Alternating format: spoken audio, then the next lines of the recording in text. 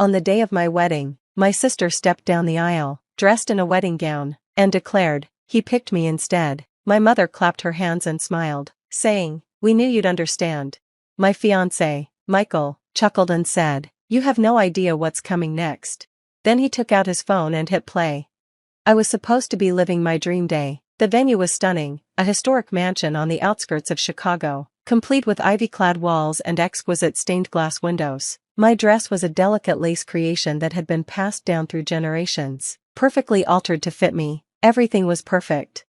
But looking back, I should have noticed the warning signs, the way my mom kept giving me those tight-lipped smiles, the kind that screamed, "Just go along with it." But nothing, absolutely nothing, could have prepared me for what came next. The music began, and the bridesmaids, dressed in flowing pastel gowns, made their way down the aisle. My heart raced. I was minutes away from marrying the man I loved. And then, just as the processional ended and everyone turned to look at me, something shifted. The music suddenly stopped.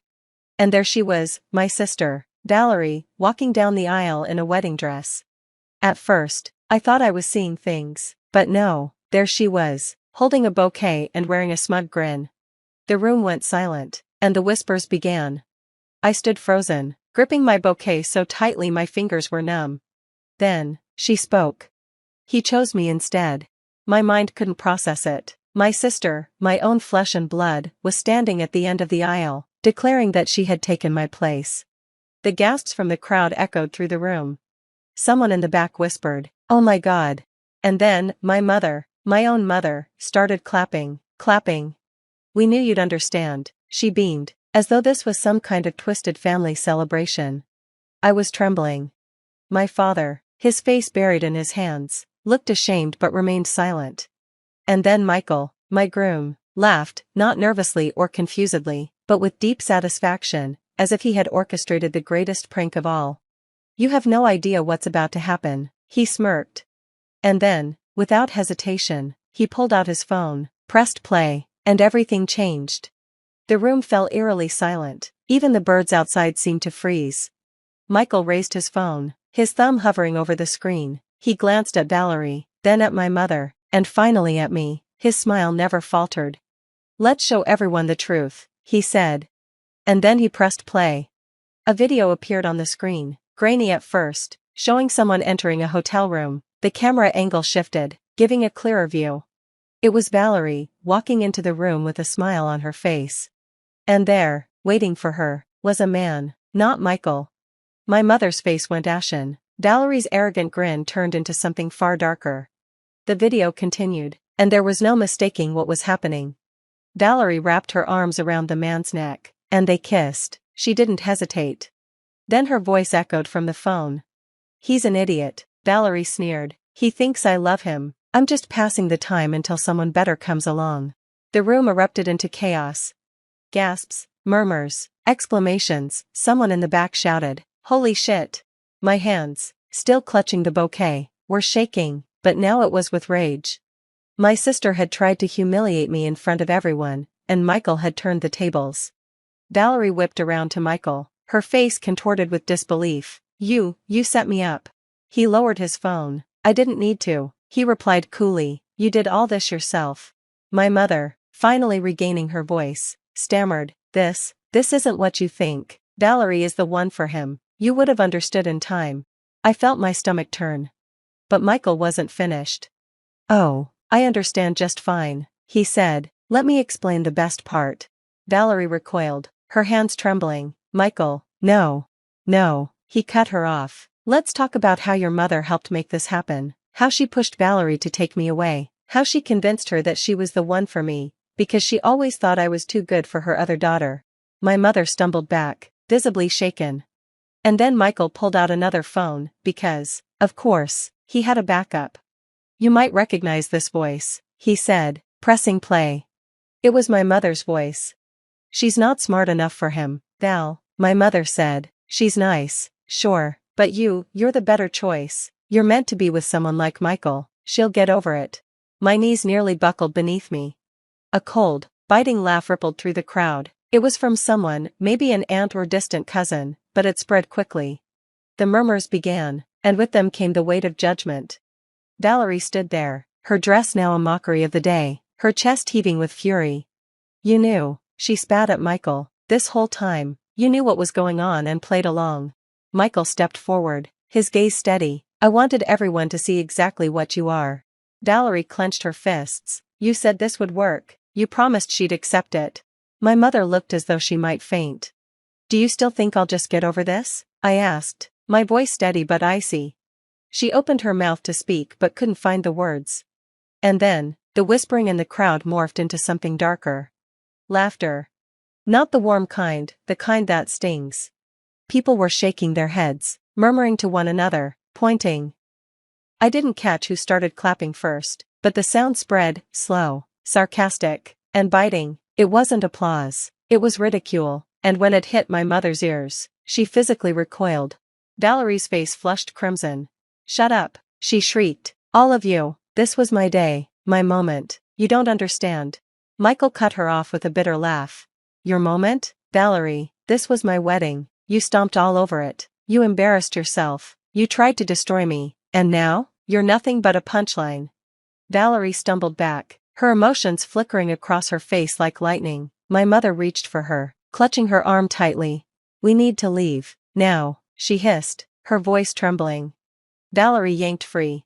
No, her eyes darted around the room, frantic, desperate to find some way to reverse the damage. I can fix this, I can. Then she turned toward me, eyes wild. You don't deserve him. I said nothing, I didn't have to, the silence between us said everything, and that was when I saw it hit her, this wasn't hers to salvage anymore, it was over. Michael looked at me, concern finally cracking through his bravado. You alright? I wasn't sure, but I knew one thing for certain, I wasn't letting them hold power over me anymore, so I drew in a breath, stood tall, and answered. I have no idea what's about to happen next. The entire room exploded, laughter, whispers, gasps, chaos, but I didn't move, I stood firm. Valerie looked like she might combust. My mother trembled. And Michael? Michael still wore that smug smirk, like he was watching the last scene of a play he'd directed himself. But the thing about schemes? They don't always go according to plan. Because that's when he appeared. The back doors creaked open, and in walked a man in a sharp black suit, not a guest, not a part of the celebration. He walked with calm purpose, a phone in one hand and an envelope in the other. His eyes scanned the room until they found Michael. The air shifted, everyone turned, Michael's smirk faded.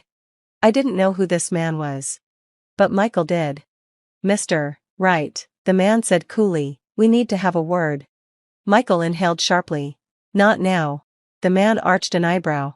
Oh, I think now is perfect. And just like that, the entire balance in the room shifted. Michael, the puppet master just moments ago, suddenly looked trapped. I faced him directly. What is going on? He glanced from me to the stranger. I said not now. But the man wasn't listening, he pressed play on his phone. This time, the recording wasn't about Valerie. It was Michael speaking. Just keep her happy for now, his voice echoed. I need her family on my side. Once the deal goes through, I'll be done with her. Time froze. My stomach twisted. Michael's voice kept playing. Her father's the real prize, he's been looking to sell, and I need him to like me. Once the contracts are signed, I'll make up some excuse, cancel the wedding, but until then, she needs to believe I'm all in. A strangled sound escaped me. It had all been a lie. I turned to him, searching his face for something, regret, a denial, anything, but all I saw was raw panic. The man stopped the recording. Shall I continue? He asked calmly. Michael lunged, but the man sidestepped easily and passed the phone to someone in the crowd. They hit play. And now everyone could hear it. I don't even like her, Michael's voice went on. She's just naive, way too trusting, the perfect target. The silence that followed was deafening. Someone muttered, holy shit. Then everything imploded. Gasps, cries of disbelief, people looked between me, Michael, and each other in stunned horror. My father stood, his chair screeching back. Michael turned, his face white. Wait. But my dad didn't wait. One punch. Solid, direct, right to the jaw. Michael hit the ground. Screams rang out, a few people clapped, others just stared in disbelief. As for me? I stood motionless. My sister betrayed me, My mother, complicit. And Michael, the man I thought was my forever, had used me like a bargaining chip. I felt nothing, just emptiness. I turned toward Valerie, half expecting her to look smug. But she wasn't. She looked devastated, staring at Michael like he'd just ripped the ground from under her. She took a hesitant step forward. Michael, you. Shut up, he snapped. He wiped the blood from his mouth, still on the floor. You ruined everything. Valerie's jaw locked. And that's when I nearly laughed. She thought she was the mastermind, thought she was clever, chosen. But she was just another game piece, same as me. For the first time, I spoke clearly. You both used me, I said, my voice like ice, this whole time. Michael sat up slowly, cradling his jaw. I was going to tell you. I cut him off. No, you weren't. Valerie looked like she couldn't process it. But he picked me. Michael let out a cruel laugh, nothing like his usual charm. You were convenient. Her face crumpled. You love me, she whispered. Michael scoffed. You were the backup, that's all you ever were. And in that instant, I saw her clearly. Not just selfish. But pathetic. Her entire life had been one desperate attempt to outshine me, and now? She wasn't even the villain of the story. She was a footnote. My mother looked like she was struggling to breathe, my father's fists were still clenched. And me? I turned to the man in the suit. Who are you? I asked. He gave me the faintest smile. Let's just say, I work for someone who absolutely despises dishonesty. My father's phone buzzed, and as he checked it, I saw his expression shift. He glanced at Michael, a smile slowly forming on his face. Something was unfolding, something much bigger than we had imagined. I could feel it deep in my gut that this wasn't over, not by a long shot. Michael was still sitting on the floor, his lip dripping blood, his face flushed with anger. My mother hadn't moved from her spot, standing stiffly as if she could still somehow wish this whole nightmare away. And Valerie? She was visibly shaking. But the man in the suit, the one who had revealed everything, wasn't finished. He pulled an envelope from his jacket and handed it to my father. This is what you've been waiting for, he said calmly. Dad took the envelope with trembling hands, tearing it open. His eyes scanned the contents, his face shifting from confusion to understanding, then finally to a furious rage. Is this a joke? He demanded, his voice tight. No joke, the man responded, just the truth. Dad turned to Michael, his fist clenched once more. You were planning to screw me over? The guests were paralyzed, witnessing the spectacle unfolding before them. I took a hesitant step forward, my mind racing. Dad, what's going on? He didn't respond directly. Instead, he held up the papers. Michael's complexion turned ashen. These, Dad said, his voice shaking, are documents transferring my business shares to Michael, without my consent. The room gasped in shock. Michael didn't even try to deny it, he simply stared at the floor. Valerie, still in her pristine white dress, turned to him, her eyes wide with disbelief. You were after money? Michael let out a bitter laugh. What, did you really think I wanted you? I watched her face crumble into devastation. This was it, the moment everything shattered into pieces. Valerie made a strangled noise, caught somewhere between a sob and a scream, and clutched at Michael's arm, desperate. But you love me, you chose me. Michael jerked his arm away. You were convenient, he's overweight. I needed to make sure your mom would back me if your dad ever got suspicious. You were naive enough to go along with it. Tears streamed down her face. You're a monster, she whispered. And Michael didn't even flinch at the accusation. As for my mother, she had the audacity to turn to me and say, see, this is why we wanted you to step aside. He's ambitious, he has a plan. I let out a harsh, sharp laugh. You're defending him? I asked incredulously. She raised her chin in defiance. Valerie just wasn't careful. If she had been smarter, none of this would be happening. Even Valerie turned to her, shock written all over her face. Mom, she gasped, are you seriously blaming me for this? Mom didn't hesitate for a second. You should have waited, you pushed too hard. And that was it. Something inside Valerie broke. She spun toward my mother, her shoulders trembling as her voice came out in a whisper. I did everything for you, she said. I destroyed my relationship with my sister for you, and now you're blaming me for everything falling apart? For the first time in my life, I saw real pain in Valerie's eyes. She turned to look at me, raw emotion in her voice. "I'm sorry," she said, and for the first time, I believed she meant it, but it was too little, too late. I said nothing, I just stared at her, my silence speaking volumes. She sobbed once before turning and running out of the venue. My mother moved to follow her, but Dad stopped her cold. "We're done," he said, his voice icy. Mom blinked, stunned. "What, you're choosing this? You and Valerie almost handed everything over to Michael," he spat. "I can't trust either of you anymore." Her mouth opened and closed, the words stuck.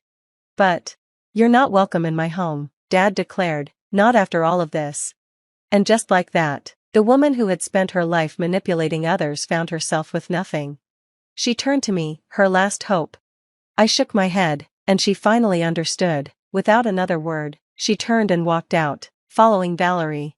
The moment they were gone, the tension in the room evaporated. The guests began to whisper, some looking thrilled, others looking horrified. Michael stood up slowly, wiping his bloody lip. He turned toward me. "You believed in us," he sneered. "You wanted this." And for the first time, I felt nothing for him. I walked closer and stared him down. "You are the biggest mistake I've ever made," I said, my voice steady. He flinched ever so slightly. Then the man in the suit, the one who had started all of this, smiled slightly. "Oh, by the way," he said casually, "the police should be here soon. Those fake documents? That's fraud."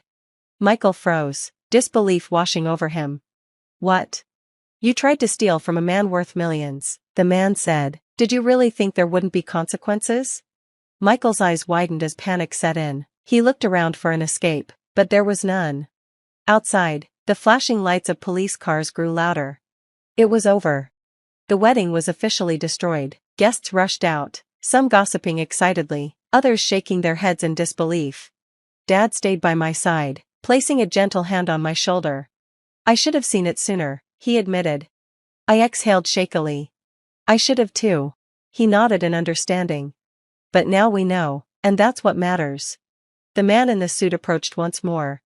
"Sorry about all the chaos," he said with a soft chuckle. I let out a breathless laugh. "Who are you?" He smiled cryptically. "Just someone who really doesn't like liars." And then he was gone. I didn't cry that night, though I had expected to. I thought I'd feel devastated. Instead, I felt something I hadn't felt in years: freedom. I had lost a sister, I had lost a fiancé. But I had also lost every person who had been holding me back. When I finally went to bed, I slept better than I ever had.